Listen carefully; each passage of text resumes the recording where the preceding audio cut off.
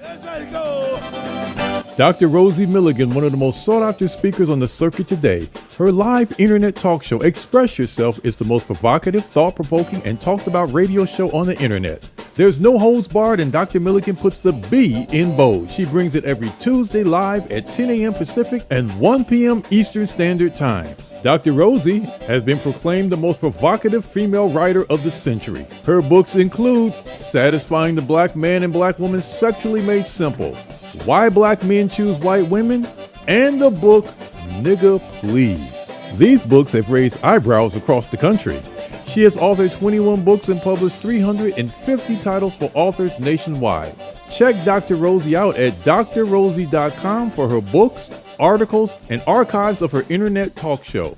Sit at the feet of wisdom. Dr. Milligan is indeed a timekeeper and scorekeeper. She is the clock, calendar, and almanac for Black America. You need to hear her.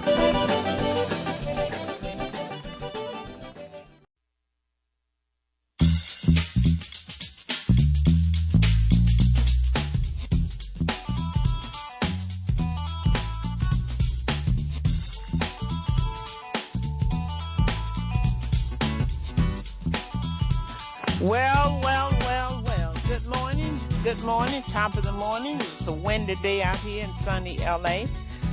Wow, but anyway, we're still blessed. We're still blessed, I tell you. You listen to the Express Yourself Hour. I am your host, Dr. Rosie Milligan, coming to you live always with nothing but straight talk. That's how we do it around here. Nothing but straight talk. My co-host is wonderful, the fabulous. You guys know how I do it. I'm always looking for adjectives to describe him by, but he's just wonderful, intelligent, radio personality within his own right. He's none other than Mr. Keith Swanson. Good morning, Keith. Good morning, Dr. Rosie. How you doing? I'm wonderful. How are you today? Wondering if we're going to get a summer or are we going to get a spring or what? I think we're going to get a mixture of all three.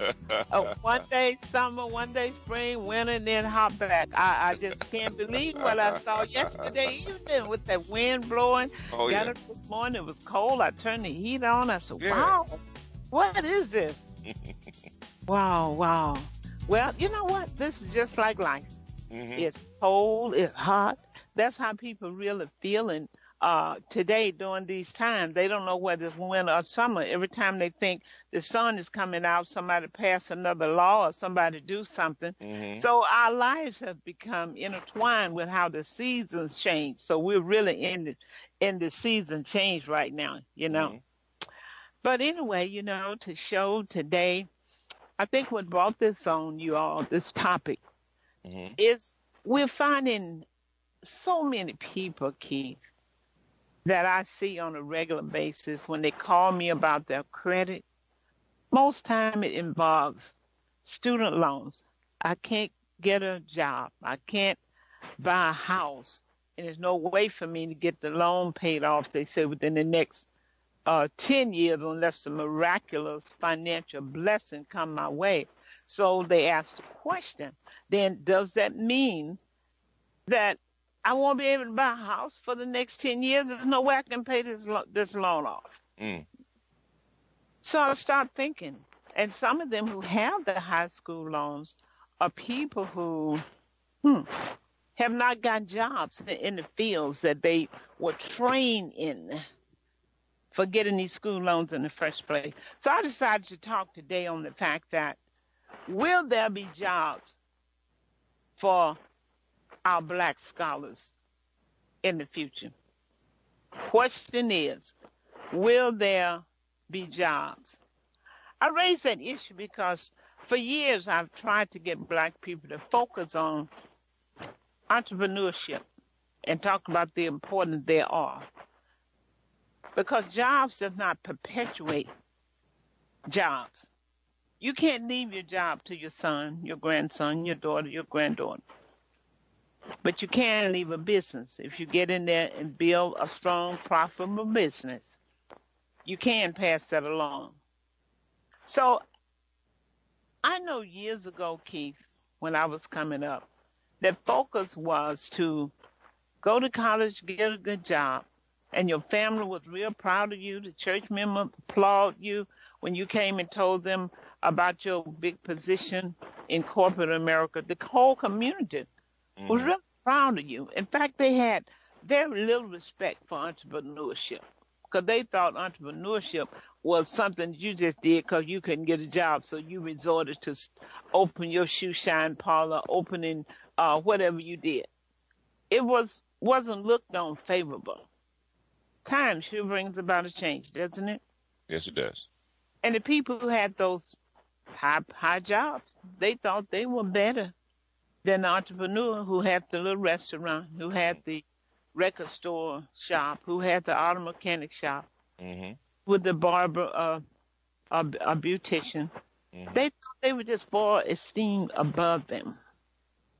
As I say, time sure brings about a change.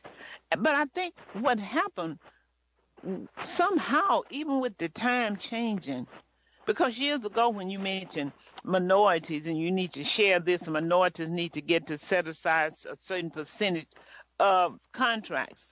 When you mentioned minorities in 1960, you were only talking about black folks, and then they included a white woman.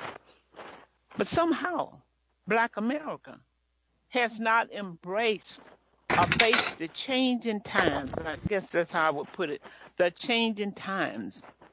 And it's so different. But we're still telling our children the same thing.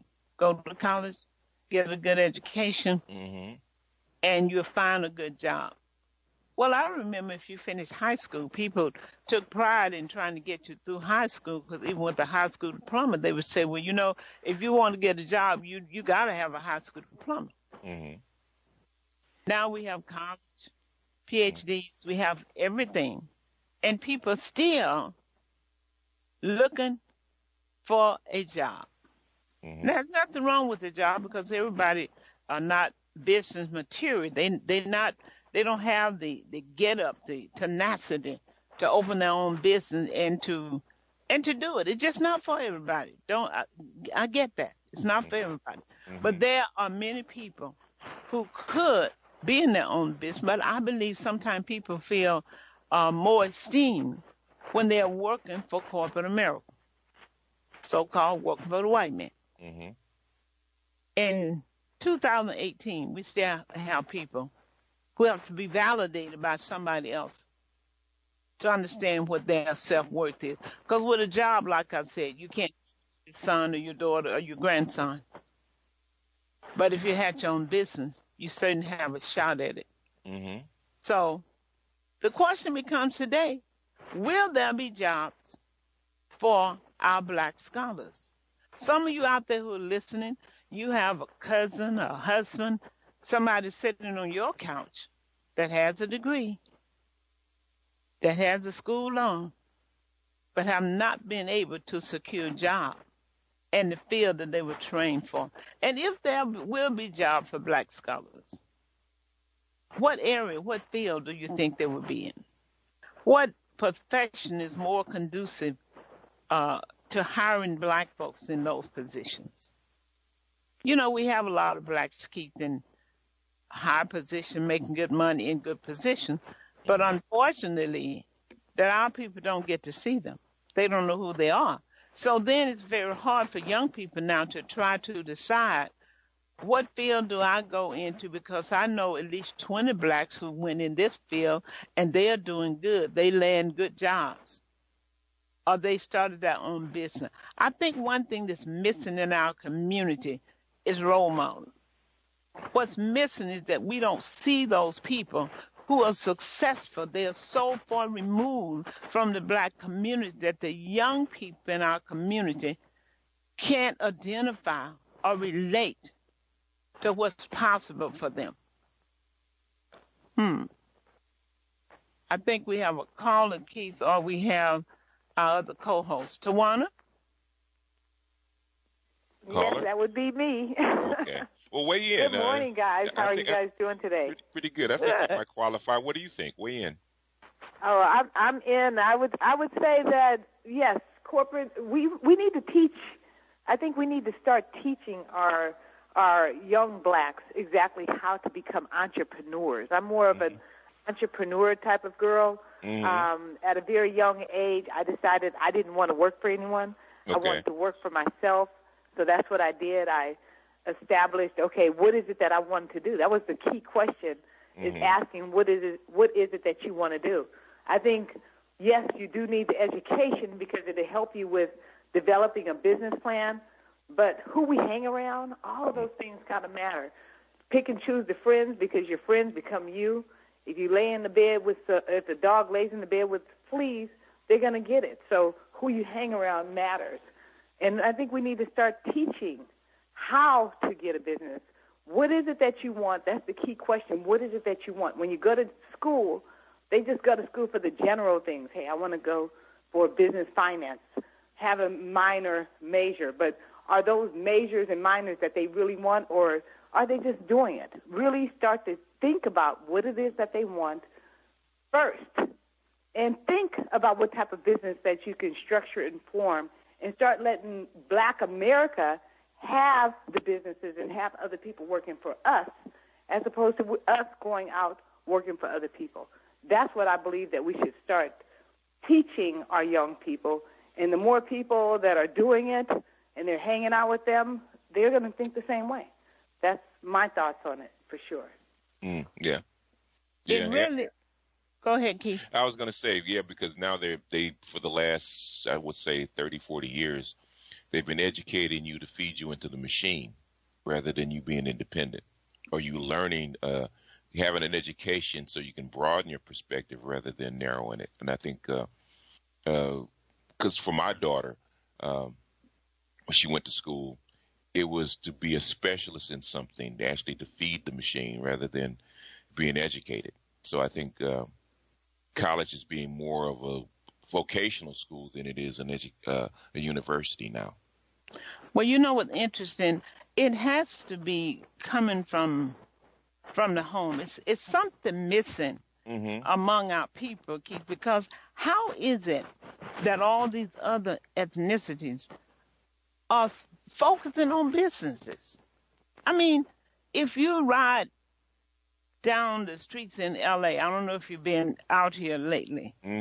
Look at it's like a whole new city, whole 2 and 3 blocks with businesses that owned by the same ethnicity. Well, so because where is it coming from? Because somebody at home is saying you need to have your own business. Okay, the thing is, what a lot of Black folks need to do is not focus on what these people look like here. Actually get on a plane, go down to Guatemala, go down to Mexico, and walk the streets. And when you walk the streets and you say, oh, okay, now I see. That's what they do there. They're not reinventing the wheel. Because when they come here, if they want to eat, that's how they eat where they come from. So their educational system and all that stuff, their whole structure is geared toward what you see on the street. Okay, where they come from, there is no corporate job, there is no government job. Okay, from the time that you're 3, 4, 5 years old, you have to hustle. You have to make a job, and that's what they do. So from the time they're 3 years old, they have to make a job, whether it's selling chiclets or selling candy or shining shoes or giving directions or teaching somebody how to speak Spanish or whatever it is, even if it's begging, you have to make a job down there. So when they come here, they don't expect welfare. They don't expect to have any help. What they expect is for somebody to pay them to do a service. That's interesting. I went to a workshop once that AT&T had, and they said you can say what you want to, but Latinos have certainly brought a different entrepreneur spirit to California. Yeah.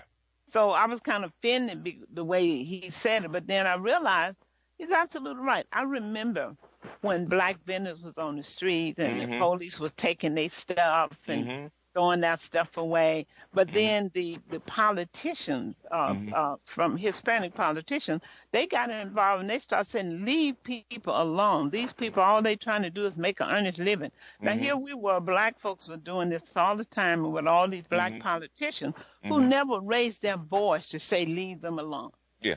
They wanted them off the street. So now look what happened, Keith. We have a whole new, if you come to L.A., you have a food truck almost in every 10 blocks with restaurants on wheels. Okay, this is a strange thing because when I was down in Guatemala, it's a strange thing. The restaurants, during the week, the restaurants are empty. They're empty. Okay, everybody eats food on the street. Everybody eats food on the street. The restaurants are empty. You walk into a restaurant in Guatemala, the restaurants are basically empty during the week. Then the weekends, when they go out to party, they're full. But during the week, it's you eat the trucks. You would go to the stands and eat because that's the way they do things.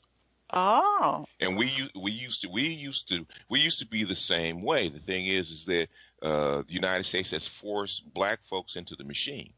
Okay, we used to have vendors and stuff like that. We have been trained not to.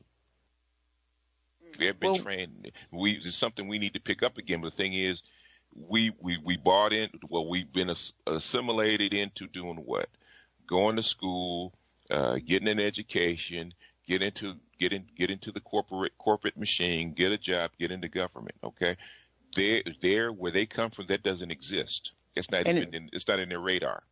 But you know what's strange, Keith? I remember when you mentioned getting in government.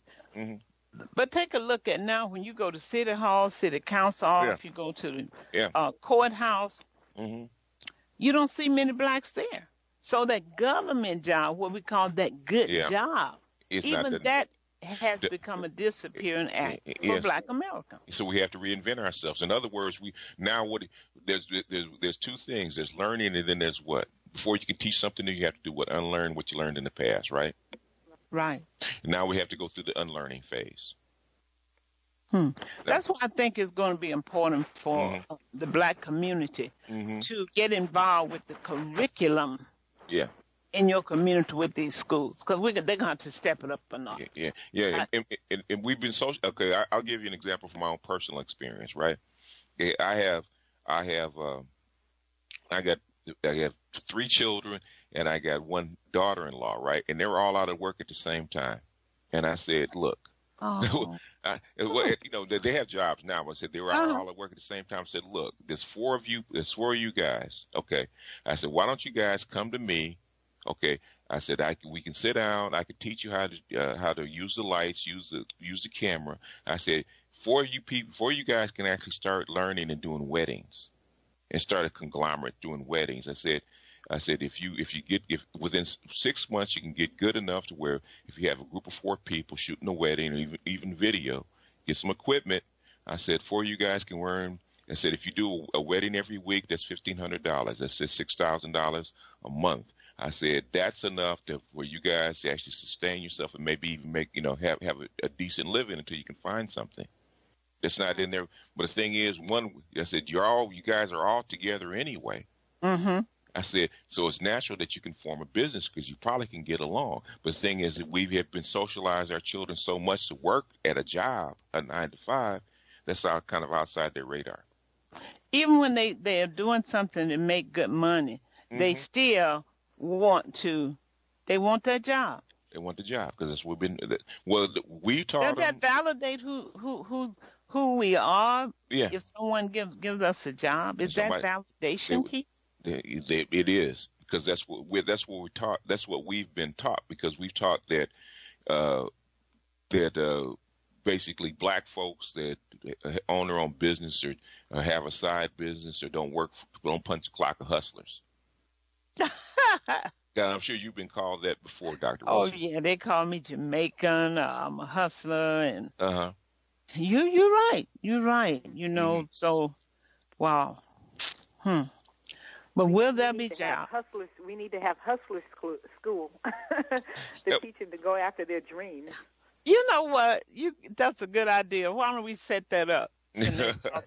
School of hustling. That's a good idea. Let's do that. Right? Oh yeah, but if you don't like hustlers, say okay, this is startup school. Oh, startup. Oh no, not for Black America. They don't want no startup. They just like saying get a startup house when you get married. No, they want the same kind of house that mom and dad had. That's why they won't move out, because they want to lay up in our houses.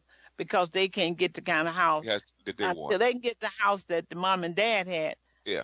They ain't gonna sell for anything else. So Yeah. that's why they stay in your house. They don't want to settle. Yeah. Right. They don't want to start up anything. But I'm telling you, Hmm. it's frightening because people are not talking about their children who have graduated from college with degrees and can't find a job, or they find a job doing something they didn't even go to school for. What was his name? Is it Jeremy Keith that wrote the book and made the statement that by year, I think it was, I can't remember, but it talked about only 25% of the jobs that we now know will be. Is it Jeremy Rifkin? Is that Yes. Yes. Okay. Yeah, so the jobs that we're looking at right now, Oh, yeah, it's gonna be gone. Some are gonna be gone. You can Oh, yeah. see that with And placement of it's, what it's like, cars driving themselves, robots like- in stores. it's really like 80% of the jobs that we now know probably will be gone. They're either going. In fact, I was just reading an article where remember the McDonald's jobs used to be just a workaday job. Okay, now the McDonald's job is becoming so technical and so hard, is that a lot of the folks that have the job are quitting. Quitting at McDonald's? Quitting at McDonald's because automation, because the kiosks, the online ordering, the curbside delivery, all these different things, and the expanded menu is making it much more difficult. They're not expanding the crew, the actual workers, because they're cutting profit margins. So with automation coming in, it's actually making the job more difficult. So you have a lot of people that are actually quitting McDonald's. You know that's interesting because even when you go to the airport now, you got all these kiosks there. You know, still you go into, you can check in outside. Yeah. Checking outside. If you have the right ID, you could actually probably do it on the phone. Right. Put it out. Yeah. Right. So there's in other words, it's happening and it's going to accelerate, especially in Los Angeles. Los Angeles is going to be ground zero for a lot of this stuff. You're going to have basically you're going to have flying cars in Los Angeles in about 3 years. And you know what's so interesting? Why are we not talking about it? I mean, nobody's talking about it. You don't see a change in schools' curriculum. They're going on as business as usual. They're going on as business as usual, as if nothing has changed. Wow. Yeah, because depending on where you are, because I remember my old middle school, Orville Wright, which is in Westchester, which is basically a white school. They were teaching. They had courses on how to fly drones. They were teaching 12-year-olds and 13-year-olds how to fly drones. In middle school, they were actually 10 years ahead of where it's supposed to be. So now a lot of your policing, a lot of your security work is actually going to be done by robots, and you're going to be sitting at a panel and actually guiding a robot or guiding the drone. So we haven't started we give our kids video games. We don't give them specific video games to teach them how to operate things like it could be a self-driving car, it could be a security drone. It could be a security robot walk in the parking lot. We haven't started teaching our kids this kind of stuff because we're afraid. We're afraid of for ourselves. We're trying to hold on to the past because we don't want to. We're afraid we have to do the work and change our lives. So we keep ourselves pinned in, and we also keep our children pinned in. Wow. Let me get the number out. Those who wish to talk with us, you can call 310-928-7733. 310-928-7733. Will there be jobs in the future for black scholars? Talk to me. If you have someone out there who has an education, has a degree, who's not working, call up here and talk to us. I mean, it's time to face the fact, you guys. Jobs are dwindling. Make no mistake about it. Okay, say for instance, say you get a crap degree. Right now, English is a crap degree in the United States. Okay, if you're an English major, it's a crap degree in the United States. You can't do anything with it. You can barely teach with it. Okay, but if you go overseas to China, to Singapore, to India, to a number of places and teach it, you can have a career, but it's not going to be here. Do you have the guts enough to pack up and go someplace else and teach? To Japan and teach. Out of your comfort zone. You had to get out of your comfort zone, and that's the issue. We've been. The thing is, go ahead. I find that we as parents and our parents, what happens is we teach what we know. We don't go out of our comfort zone. So the reason why they don't encourage certain things is because we only teach what we know. I mean, right now you have YouTube, you have Instagram, you have so many different businesses and platforms that you can deal with on the internet where people, I see this one girl and she's making millions of dollars because she developed a great YouTube channel. Yeah. And it's just actually learning the business. And once you get a lot of subscribers, a lot of viewers, then you can actually make it a business because people come to you and this is fun. It's fun. Just doing what you love to do is fun, and people will come and you can make money off of YouTube videos, off of different Instagram, off of whatever, Amazon. I mean, you have so many different platforms where you can start a store within the store. And that's what we need to teach everybody is how do we really develop the mindset, the change to create the jobs that we want. We create our own jobs. I feel like when you create your own job, you don't have a ceiling. But when you go work for someone, you have a ceiling. You know this is how much you're going to get paid unless you get a raise or a change position.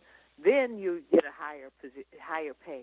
But when you work for yourself, when you do something that you love to do, there is no ceiling. Yeah. So why not? Let's teach that. I love teaching just entrepreneurship. Yeah. The School of Entrepreneurship, Dr. Rosie, that's what it will be. I want it to be hustling, okay? Yeah, because that'll get everybody to come on in. That's the words. And at least when they get in there, they learn the business skills. Yeah. Well, see, they've been doing entrepreneurship and they still broke. I want to teach them the art of hustling, okay? Yes. We can do that. We can do okay. that. I'll give you a quick example, okay? I have a Guatemalan truck I go to get once a week. I go to get my burrito or my quesadilla, right? So normally they don't set up till like 6 o'clock in the evening, and I was hungry, so I was passing by and I saw another little stand that had just set up. So I park and I walk up to the dude and I look at the cook and said, "Wait a minute, man! Didn't just 2-3 months ago?" You're working for the truck across the street? He just laughed and said, "Yeah." So basically, he worked for a year for this one guy in his truck, and they were doing. He got his own truck. So no, he didn't get a truck. Okay, when they first started, they started off with a little hot stand, with little hot like grill, little ice cream stands. Little hot grill with the little tent and the little stuff on the side. I said, that dude started. He built it into a big business. Okay, these two dudes that were cooks for him. Okay, so I guess they got dissatisfied with what they getting paid, so they went across the street, set up a little stand with a little hot plate, and they started cooking for themselves. So in other words, they worked for a year, they learned the business, and guess what they did? They went across the street and started their own. Well, you know the guy across the street from me, right there near the church, Keith? Yeah. He started with a stand with his top over it, the canopy. Yeah. And now he has a truck, and he has tables sitting out there and people, and he's open at like 10 o'clock at night, and people always there. And now he has a truck. I'm telling you all, if we don't get you talking about an entrepreneur, but I didn't make it this for being an entrepreneur. I made it this for hustling, okay? That's what I'm talking about. That's the new thing, hustling. See, entrepreneurs, when you sit back and they just come. Hustling means you go out there like guerrilla warfare. You go out there and get them. Yeah, you have to go out there. My dad had a poster once, had a buzzard that was sitting on a fence. He said, "Patient my blank. I'm going to kill me something." In other words, he's not going to wait for something to die. And that's what we have to do. And that's the skill, I'm telling you. We got to teach our people how to get the hustle on. Entrepreneur is a whole. No, well, if you're going to do or die, baby. You're going to do or you will be out of here. Or you will be on the street or you will be in the need most section. Okay, there's a need most section. And you should not want to be in that. You have to go outside of your comfort zone. You have to learn. I need to teach people, you have to learn how to accept a no and don't even get angry, knowing that you're getting closer to a yes. No is a part of the business. Well, when people think no is not a part of the equation, people have to be taught that everybody don't want your product. There are people who will bring your product back that they really did like, but they need. I had a market once, and I've had people, I learned, people would bring stuff back, and later this lady said, well, there really wasn't nothing wrong with the product. I just needed my money back. People pull all kinds of stuff, but do you get angry? No, because that's on a few of the people. So you have to stay encouraged. And hustling means you have to learn, Keith, how to find another profession that's parallel to what you already have and add it on. Because when people like you and they trust you and you do good work, you can sell them more than one thing. I do the living trust. I do credit restoration. If a person need a book published, who you think they're going to? They already know me. They like, that's right. They know I do good work, so they figure whatever when they want something notarized, who they're coming to. Now, I'm talking, if you all listen, I'm talking about hustle skills. That's what it is. It's a whole profession that people used to laugh about that we need to, in turn, now teach people, because they used to say to me, Keith, you do too many things. You need to find your niche and fill it. Now people are coming to me saying, you should have made me. Can you teach me how to take a business, how to add on to the business that I already have, that my customer, I don't have to look for new customers, you all. Yeah. Look at Amazon.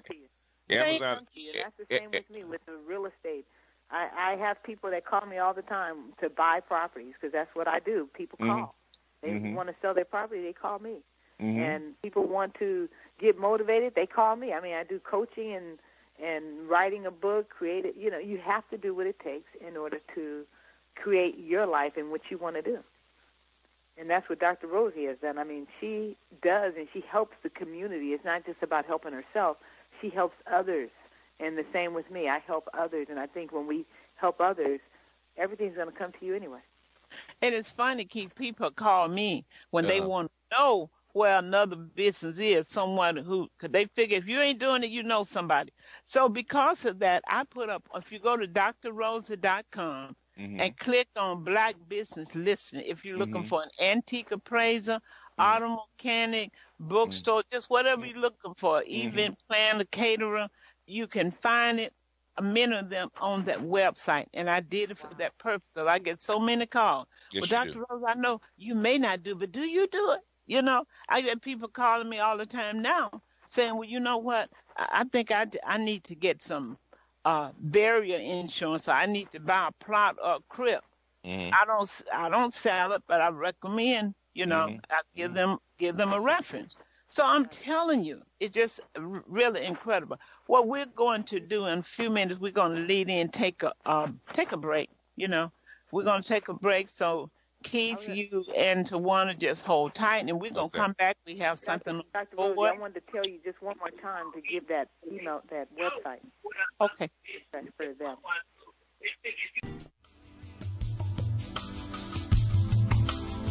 For the best in metaphysical, spiritual, and holistic programming, you're listening to InnerLightRadio.com, the healing frequency.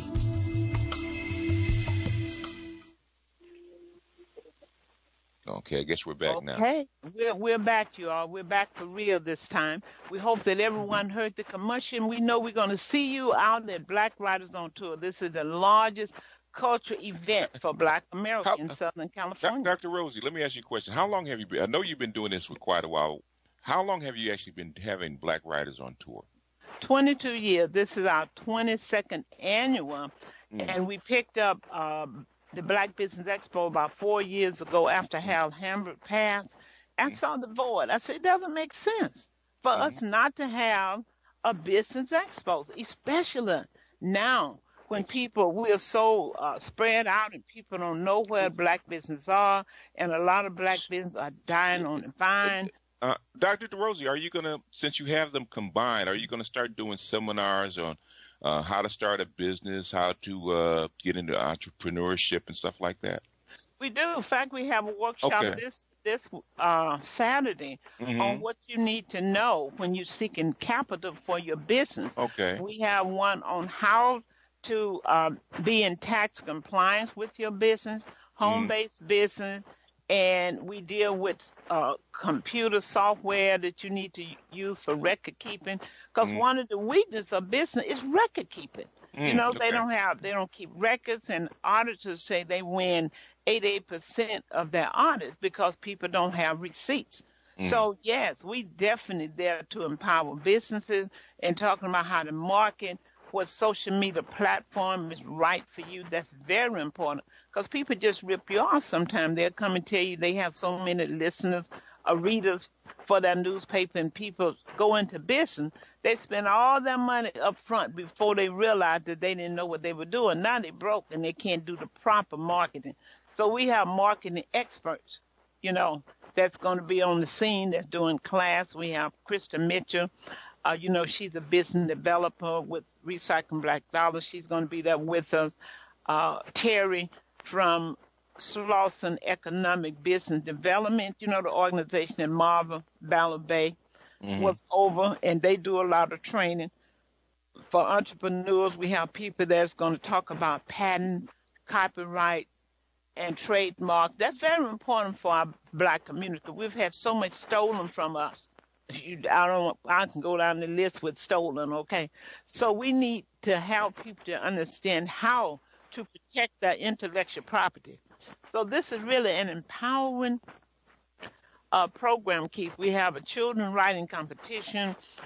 We have Let the Elders Speak forum this year. They are hosting a forum called Keeping Our Children Safe, how to keep them out of prison and how to keep them out of sex trafficking. Sex trafficking is a big crime, and our people are not talking about it at all. Children are being snatched up right in our community. And one lady said to me, well, I think sometimes you just over exaggerate, because I don't think children being snatched up. We haven't heard anything. I said, you didn't hear about the 25 that the Grim Sleeper had killed until one got away and told. Am I right? You all remember that? Yep. Yes. Yep. Yes. So we need to be talking about that on every forefront and have a workshop dealing with Bill and Dr. Q, and Kaima is doing the Wonder for You, how to build self-esteem. If we can build a self-esteem of our young people, you'll find a lot of problems, a lot of things they're getting caught up in that it would not happen. So this weekend is for everybody. Bring your grandmama, bring the young people, absolutely incredible. And our keynote speaker, self-made millionaire, dealing with personal success company. And I'm telling people, if you have teenagers, you want to have them sitting in that seat, because, Keith, this is the time to learn about finance now, not when you get 50 and lost 2 houses and 3 cars. Okay? So y'all want to be there. General admission and parking is free. A minute free seminar if you want to learn how to write and publish your book. I will be doing that seminar. Some of your writers' classes you have to pay for, but the others are all free. And Dr. O, good morning to you. Yes, I thank you so much. You've covered a lot this morning. As an educator dealing with the little people, everything is so true. Unfortunately, our system is not producing adults or producing a product to produce. They're actually producing what the intent is or was, and that is dormant thinkers. So what we do is just deal with individuals, one person at a time. If we see or someone that has that little spark, usually get that individual to thinking, because the school system has taught them not to think. It's giving them a bunch of information that's irrelevant.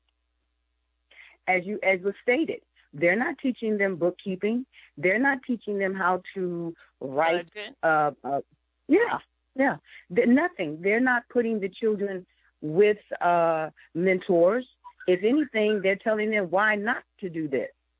And as far as us as a people, I really, really believe our biggest problem is ourselves, because we believe the lie that we can't get along.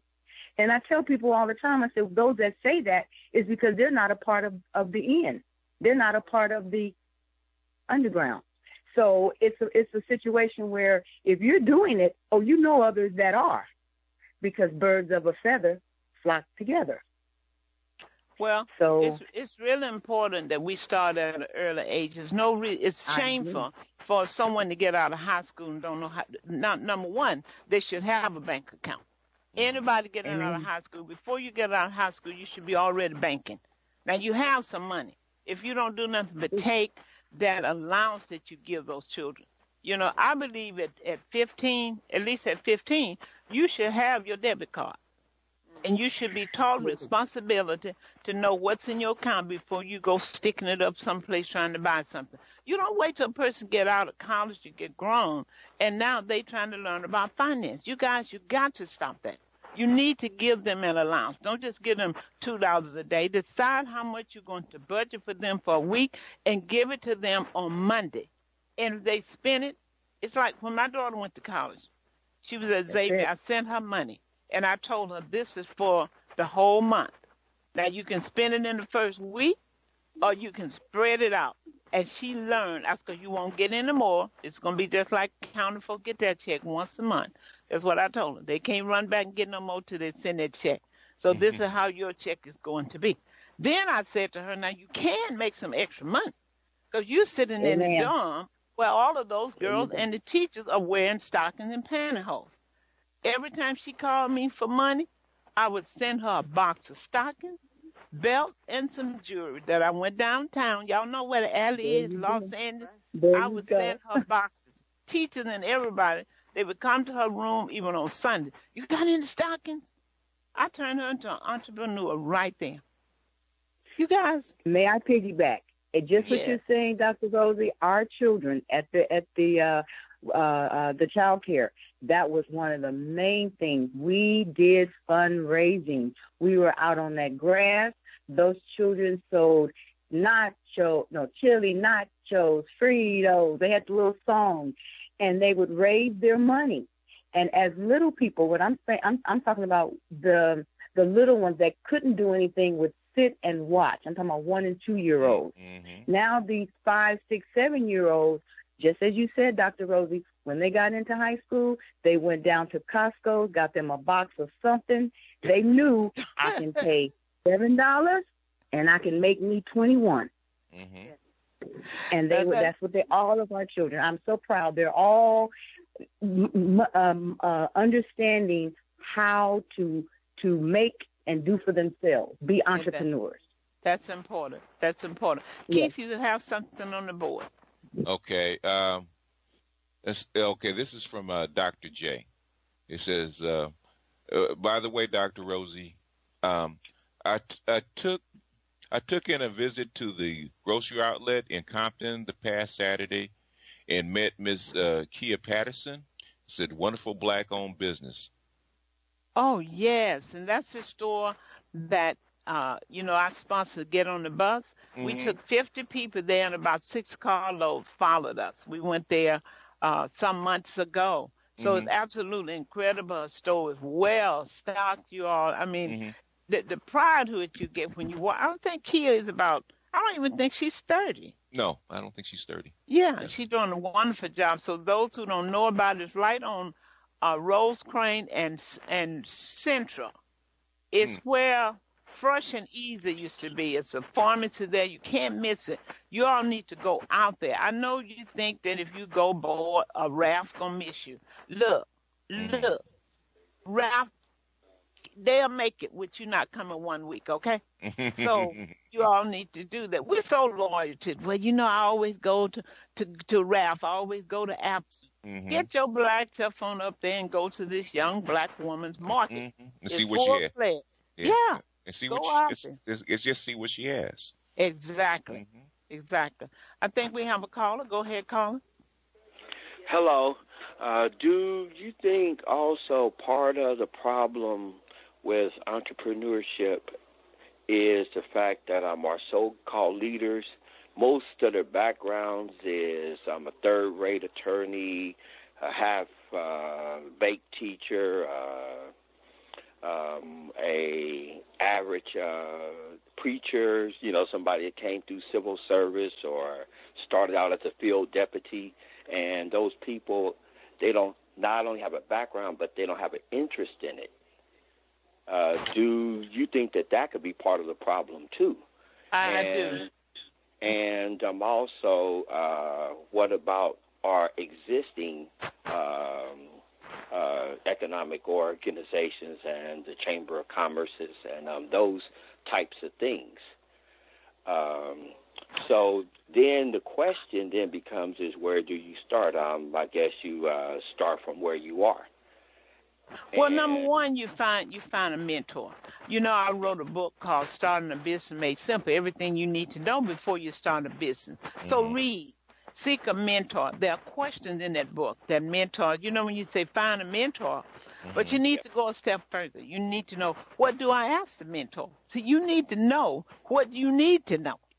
That's why my sister and I, she's an attorney, we wrote that book because people don't know what question they ask the mentor. You may need to know how long it took them to turn a profit. How did their business impact their family life? There's a lot of things you need to know when you're going into business because everything that glitter is not gold. So you don't want to go into a business that you see someone in because you perceive that they are making a lot of money and they always did. They may be making a lot now, but you don't know what the start of the business was. So that's why we have people to seek mentors. So you see, am I really cut out to do this? Because they may say, look, man, when the store is closed, I'm still here. I'm stocking. I work 7 days a week. Yeah. I even work when I get home. You may say, oh, I don't want to do all that. That's why mentorship is very important. And you're absolutely right. Many of our so-called leaders never really had a business, nor have they had employees. They haven't had an interest in business. Yes. Yes. So you're absolutely right. So maybe that's why they don't focus on a lot, because they don't. Yeah. Our politicians and leaders are focusing on how many jobs they're going to get, how many jobs you're going to set aside. I think that's terrible. It's important. It's important, but the thing is, it's just a small part. We can't, what you say, just like you say, Dr. Rose, you can't put all your eggs in one basket. Right. Right. And here, like in Detroit, remember Dr. Anderson talked about the city, Shawana, was 95% African-American. And they down at the city hall fighting for 5% set-aside. How stupid is that? The set-aside should have been for the other people. Right. We 95% and we want 5%. And one more thing. Okay. And one more thing. Okay, we talk about higher education. Now, the blacks that major in business or get an MBA, the key word in MBA is administration. And finally, some of the universities are teaching entrepreneurship, but are they teaching real-world entrepreneurship or theory entrepreneurship? I think they should start earlier. I think they should start in high school. I agree. I totally agree with that. Yeah, because I think by the time. Yeah, I think by the time they get to college, it's almost too late. You want to really start them early. I think it should be taught. In fact, when I was going to high school, entrepreneurs should be entrepreneurs in eighth grade, because just by I remember when as a boy in high school when they had shop classes. That's teaching you to actually build stuff and do stuff like that, and actually because they focus more on skills and actually going out and actually having productive skills, whether it's building something, making something, being a machine, where you can actually take those skills and start your own business. And they've taken a lot of that away. Well, I tell you what, they need to put entrepreneur in the classes at least 8th grade, because they are they do have entrepreneurs. They're selling drugs. They have their own business. I'm just putting it out there. In the 8th grade, we got 8th graders who are running drug businesses. Okay? So if they can do that, we can teach them a legitimate business. We need to start in the 8th grade so they can understand what cash flow is.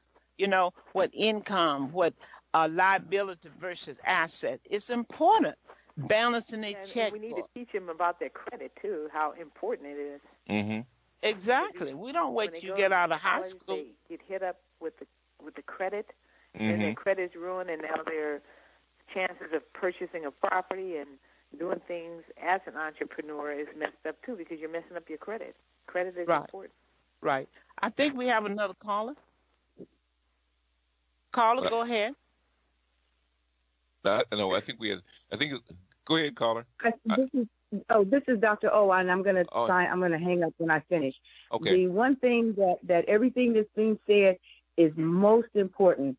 That which I believe is essential is the mindset of us as a people, because we can do, but if people have the mindset you can't trust or all the negativity that goes along with purchasing from people that look like yourself. See, that's the stereotype that we have to get rid of. See, and because it's a mindset. I take the money I make, I purpose for it to flip, hit at least 2 times in my community. That means when I get my money, okay, if I'm going to make a purchase, I'm going to flip it through my American Express card. I got some points. Then I'm going to go to a business that the owners look like me. If there's a problem, I go to the owners, sweetheart, A, B, C, D, E, F, G. I'm telling you this because I care. Because I'm coming back, and I'm going to bring others with me. Once you change the mindset. Go ahead, doctor. And that's why it's so important for us to understand why we must start business. Because when I hear people give the stats that our dollar only bounced 2 times, I don't even want to hear people talk about that anymore, because how can it bounce if you don't own anything? You don't own the market, you don't own the gas station, you know. So if you don't own anything, how can it bounce? So when we start supporting black business and we understand the importance of entrepreneurship, then we can build our community, because the dollar will bounce. Because the other people who park up in our community with these businesses, I go to them, Keith, to try to get a donation ad for Black Writers on Tour and Black Business Expo. You think they give us money? No, I had to really call them out and get mad, and I'm not going to tell you all what I said. But not on the air. Not no, on the air. I had to say some things. Lay hands on me, okay? Bless up. No, well, hey, sometimes even Jesus broke out the cat and nine tails against the money changers. Money changers, yeah. So sometimes, hey, get up out of here. No, he wasn't above breaking out that whip. Okay, so sometimes you got to do that. That's what I'm saying. You set up in our community right there on the corner of Manchester Norman. Y'all know about that chicken place, right? Yep. Yeah, right on the corner. Yeah, packed in there like sardines Saturday and Sunday. And you can't give me no money. Exactly. You don't want my line. I'm telling these people don't come up in here. You gonna give me something. Yeah, you went up in the den of thieves and raised hell, huh? Yeah. Oh God. I tell you all, I just want you all to listen, think about it. You got those little children at home, your little teens. Start right now giving them an allowance. If they use it all up in the first 2 days, it's okay. Because most times they can get free lunch at school, or they can take their lunch from home. Teach them how to spread out and budget what they have. You got to teach them now. When would they learn? Yeah.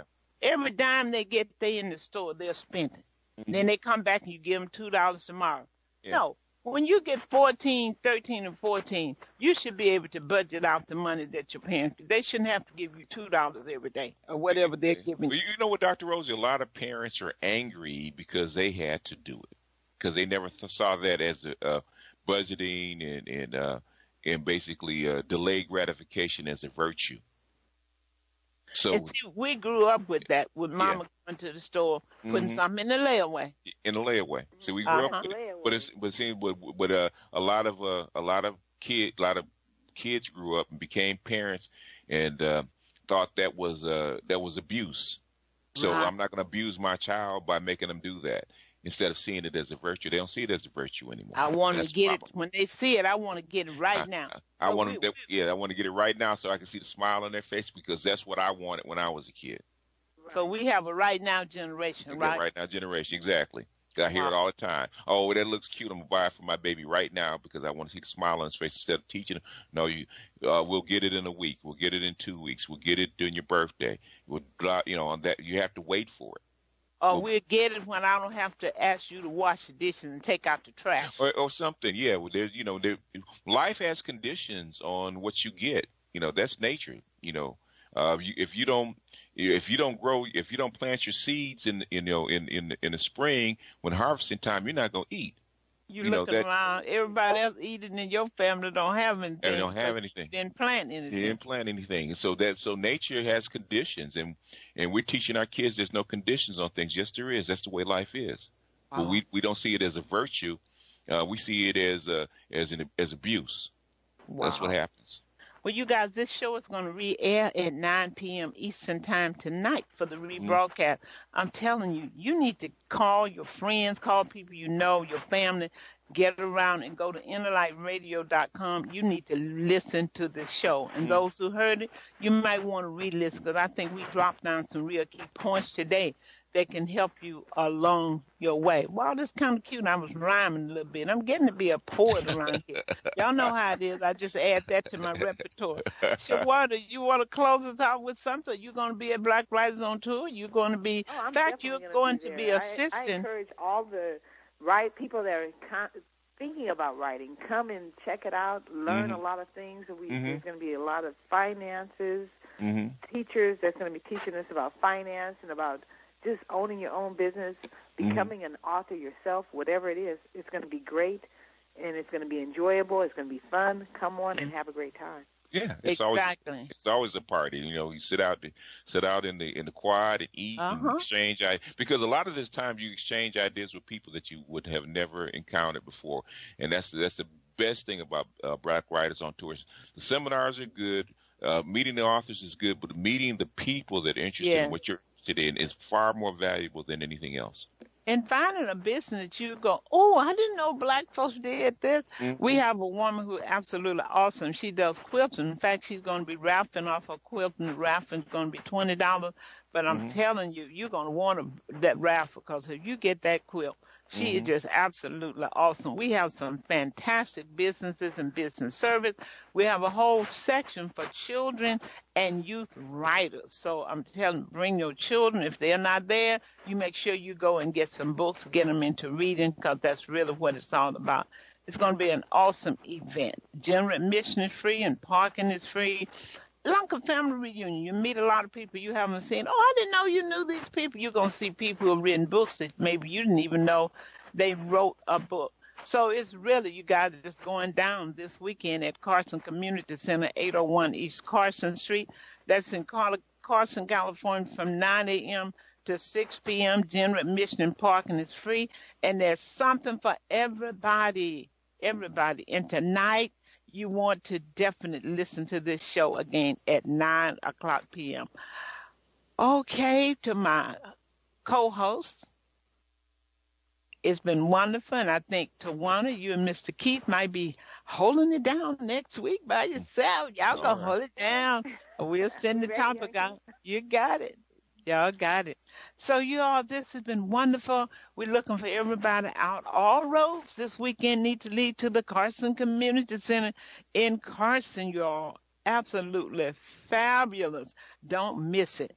Don't miss this. You will miss a treat of your life. We thank you all for listening to our show today. Keith, you want to say goodbye? Shawana, you want to tell them goodbye? Hey. Have a good week, and please be at Black Writers on Tour. You're going to learn a lot. You're going to encounter some people, and you're going to have a good time. Yes, and we'll get to meet everyone. Y'all get to see Keith. Yes, Keith. Everybody want to meet Keith. Y'all, Keith's going to be there. It's going down. Keith's going to be there. Down.